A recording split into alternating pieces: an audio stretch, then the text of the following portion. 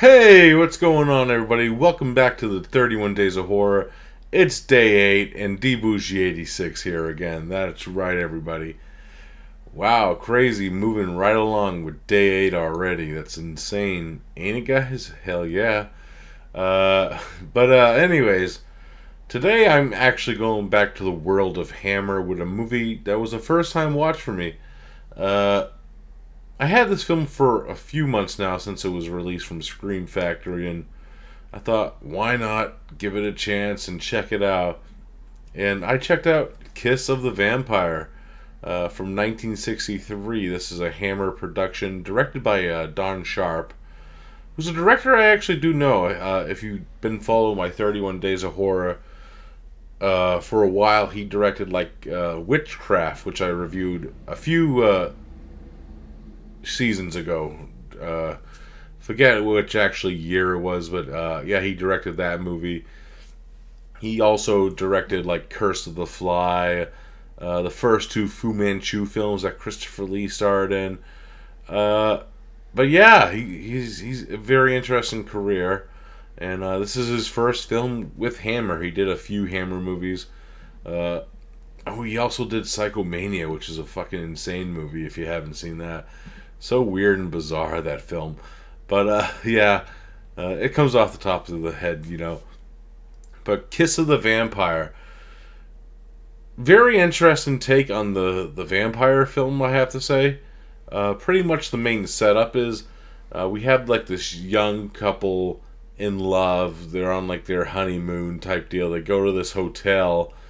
As the story progresses, they end up getting involved with this family that lives in the town at the hotel they're staying at, where it's Dr. Roloff and his kids, pretty much, including in that aspect where it has that they're going around being friendly with these. They invite them to a party, and what ends up happening at this party is the wife ends up disappearing.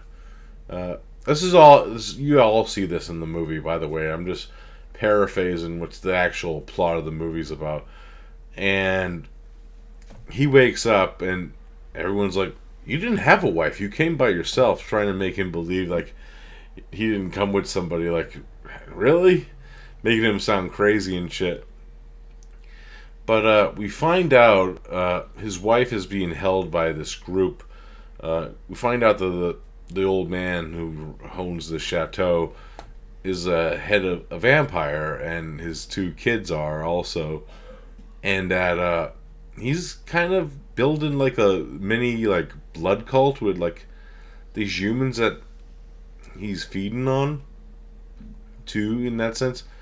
And it's actually up to this girl's husband to try to rescue her, and he teams up with this elderly Professor Zimmer, who actually has the greatest intro ever in a movie, because the introduction of this film is actually his daughter's funeral, who's a victim of these fucking vampires.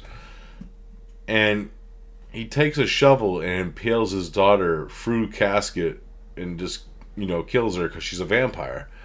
He puts this shovel through the heart, pretty much, in the very beginning of the movie. That's mic drop moment.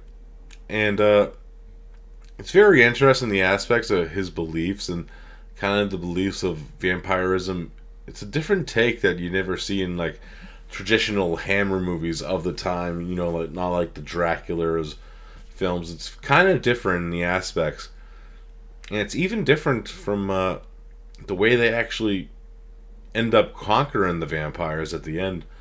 It's kind of cheesy. I'm not going to spoil what happens, but let's just say there's cheesy, rubbery effects involved.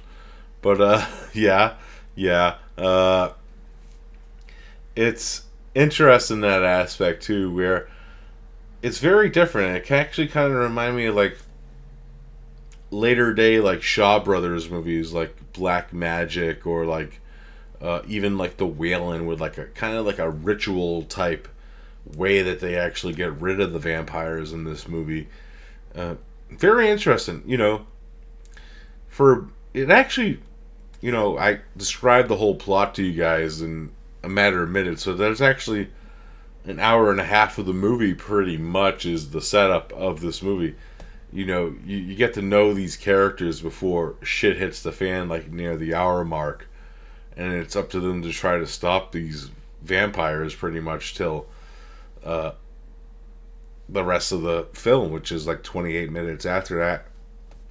But yeah, I actually really dug this. It had a great atmosphere to the film, like most Hammer films from the 60s do.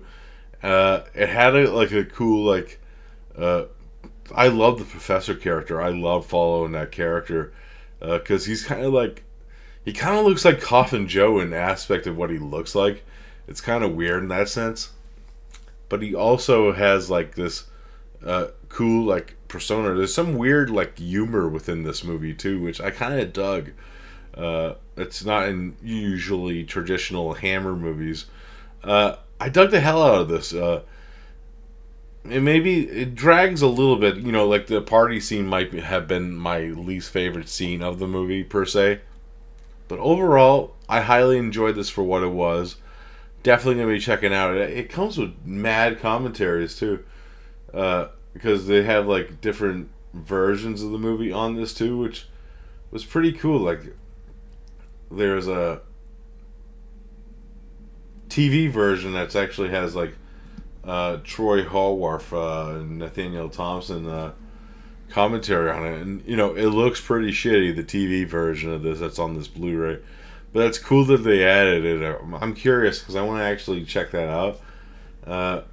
Yeah, good shit. If you haven't seen it, I highly recommend it. Alright guys, that's it for this review. I'll be back tomorrow with another one. Day 9's coming up, so I'll see you then. Bye bye.